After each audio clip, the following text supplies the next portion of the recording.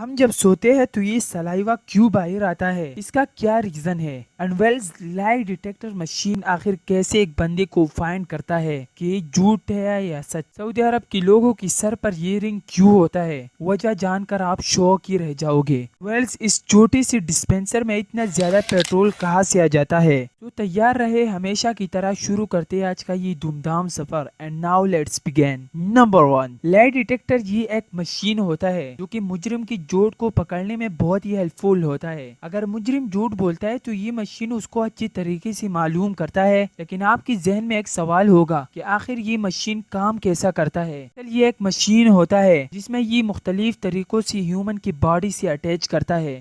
پھر اس مجرم سے کوشچن کرتے ہیں، اگر وہ شخص جھوٹ بولتا ہے تو یہ مشین اس کو ڈیٹیکٹ کرتا ہے۔ یہ مشین ڈفرینٹ طریقوں سے ہیومن کی باڈی کو اٹیچ ہوتا ہے، جس میں پہلے نمبر پر گیوانوگراف ہے۔ گیوانوگراف کو کرمینل کے رائٹ ہینڈ کے انڈیکس اور رنگ فنگر میں لگایا جاتا ہے۔ پھر ایک بیلٹ کو ہیومن کی باڈی پر لگایا جاتا ہے۔ اس کے بعد بھی بلڈ پریشر مشین اور ڈفرینٹ سینسر لگاتے ہیں۔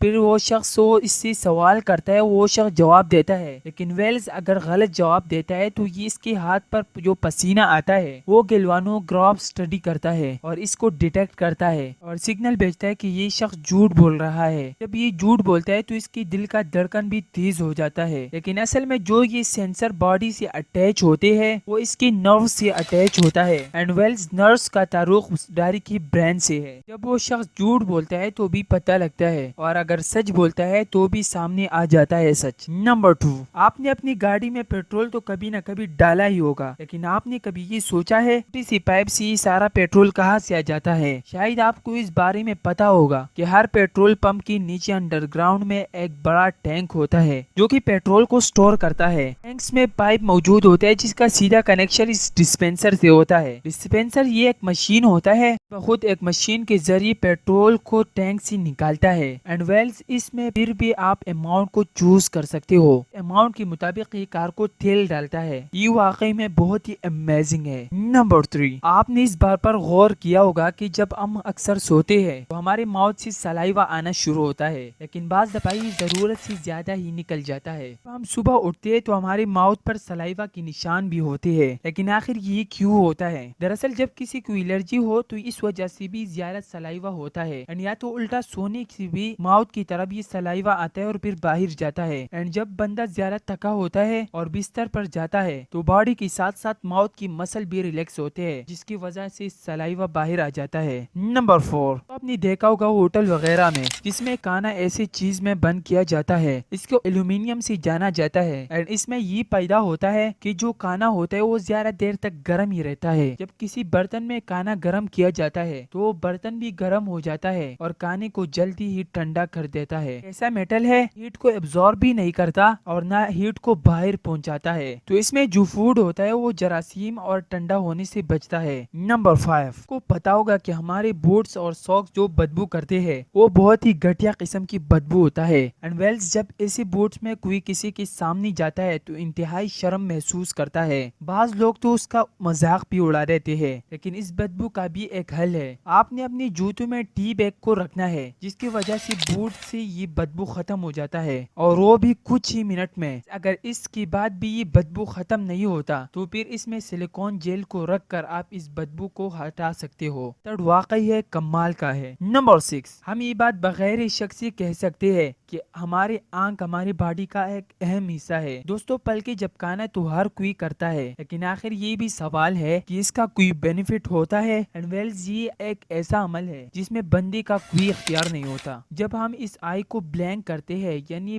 بند کرتے ہیں تو اس ٹائم میں اس کو آکسیجن پرووائڈ ہوتا ہے۔ بات یہ ہے کہ اگر اس طرح یہ نہیں ہوتا تو پھر آنکھوں کے لیے بہت ہی مشکل ہوتا تھا، پھر ہمارے آنکھ خوش ہوتے تھے اور اس کے ساتھ سوزش بھی کرتے۔ یہ پروسیس اتنا فاسٹلی ہوتا ہے کہ اس کا اندازہ آپ اپنے آنکھوں سے لگا سکتے ہو۔ نمبر 7، یہ دیکھا ہوگا جب ہم کولڈ ڈرنک کو لیتے ہیں تو وہ ٹھنڈا ہوتا ہے اور اس کے اوپر اس طرح کے ببلز ہوتے ہیں۔ جو بھی ٹھنڈا چیز ہوتا ہے اس کے اوپر اس طرح کے ببلز ہوتے ہیں، وہ واٹر کا گلاس ہی کیوں نہ ہو، لیکن آپ کو اس بارے میں پتا نہیں ہوگا کہ آخر یہ اس پر کیوں بنتے ہیں۔ جب ہم اس کو فریج یا فریزر سے اٹھاتے ہیں تو اس پر یہ ببل نہیں ہوتے، لیکن جب ہم اس کو باہر انوائرمنٹ میں لاتے ہیں اس کے باہر سرفیس میں اس طرح کے ببلز ہوتے ہیں۔ یہ اس لیے کہ باہر کا ٹمپریچر بہت ہی گرم ہوتا ہے اینڈ ویلز وہ گرم ہوا جب اس کے اوپر لگتا ہے تو اس سے یہ ببلز بنتے ہیں کہ باہر کی ہوا میں نمی کی وجہ سے بنتا ہے. یہ پروسیس بھی بہت ہی فاسٹلی ہوتا ہے. نمبر 8 دوستو، پانی ایک ایسا چیز ہے جس کو ہر جگہ پر آسانی سے ملتا ہے اور ہر کوئی اس کو لے سکتا ہے، لیکن آپ کو اس بات سننے میں حیرانی ہوگی کہ اس کے باوجود بھی